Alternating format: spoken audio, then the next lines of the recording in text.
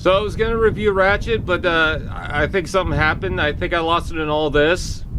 I don't know where he is. I'll find him, don't worry.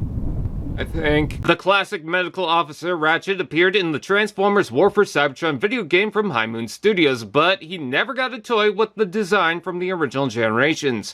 Finally, he was brought into the Gamer Edition Studio Series Voyager class line. Ratchet transforms into a rescue response alien turtle on wheels, as obvious from the deco and the medical badges on the side. I dig the metallic red editions with the lights having a different tone, but if you don't like the soapy white, don't worry. It doesn't get any better. The design scheme surely fits the GameBot so far, but it's hefty and beefy just how I like it. The rear especially bulks out. I like the gray suggestions for windows and the front that looks like a frowned upon vacuum cleaner. Not only do the wheels get a red trim, but they roll fantastically. As for the weapons, the gun tabs to the back and the axe plugs right on top like a newly made lance.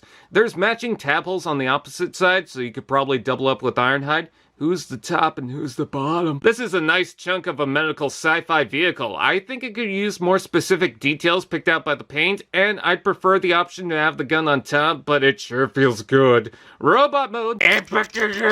There's so many nitpicks I have that would ruin a lesser figure, but this bot with a badge is too fun to ruin. Getting them out of the way, the hands have a weird gap, I'm not always into the shoulder pad being separate from the shoulder itself, the white plastic feels dull, but check it. Secret Autobot logo reveal. That's some good food. That's a big backpack, but with his title, you can imagine him storing spare tools, or hell, a spare limb inside.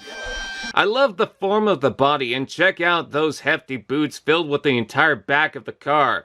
With the tilted shins, I keep thinking his legs aren't straight. That's a pretty game-accurate head sculpt. I love the massive monobrow crown and red helmet. The painted face highlights the lines, and the blue eyes are lovely, but if I'm getting the kiss of life, does it have to be with that ugly mouth? Did someone say, ball joint ahead, shoulders out and in, forward and the back rotation below, elbow bend, wrist rotation, waist rotation, hips out and in, forward and the back rotation below, knee bend, foot tilt and toes. Posability is pretty sturdy, and the shoulders don't get in the way too much, as long as they don't get caught under the wheel. Check out how he looks next to the other Autobots. God, I've needed this guy in my collection since 2010. Let's take a look at the accessories. He includes a two-part battle axe that unplugs to allow the rod to slide underneath. I love the red highlights for the blade itself. He also gets a repair ray with a rotating claw that plugs into the hand for once. Fan-made or not, there's some options, like plugging the rod to the front of the gun. Both the axe and the gun have a spot to store on his back, or in tradition, you can pop off his arm and replace it with the entire ray.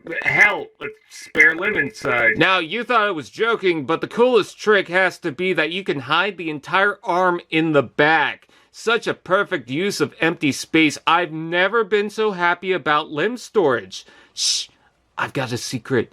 You can give him an axe arm. Don't tell nobody. This Ratchet is a perfect example of a figure I was not excited for, but became a surprise. The early images weren't doing it for me, but I'm so glad to be wrong. Not only does he look good past the white plastic tone, but he feels good. And to quote Prime, I needed that. We've got Gamer Ratchet, now we're waiting for Clank.